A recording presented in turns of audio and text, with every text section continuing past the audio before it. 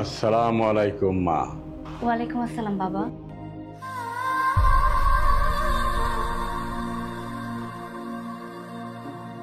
মা, এক কাপ চাউল আর খাওয়ার জন্য এক গ্লাস পানি দিবি মা?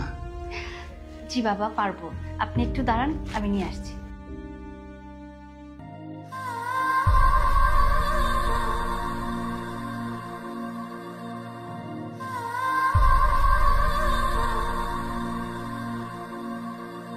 হে আল্লাহ, আমি এখন কি করব? এখানে তো আধা কাপ চালের মতো আছে, কিন্তু ফকির বাবা তো আমার কাছে 1 কাপ চাল চেয়েছে। কি করব এখন? এই প্রথম আমাদের বাড়িতে ফকির এসেছে।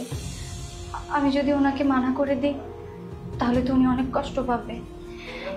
আমি বরং এক কাজ করি, এই আধা কাপ চালই আমি ওনাকে দিই। কিন্তু বাসায় তো আর কোনো চাল নেই। আমি ভাইয়াকে আর আলিফকে কি খেতে দিব আজকে? আল্লাহ, আল্লাহ, তুমি আমার কি এমন পরীক্ষা নিচ্ছ বলো তো? আমি কি করেছি তুমি আমার এত পরীক্ষা নিচ্ছ? এই আধা কাপ চালই আমি ফকির বাবাকে দিব।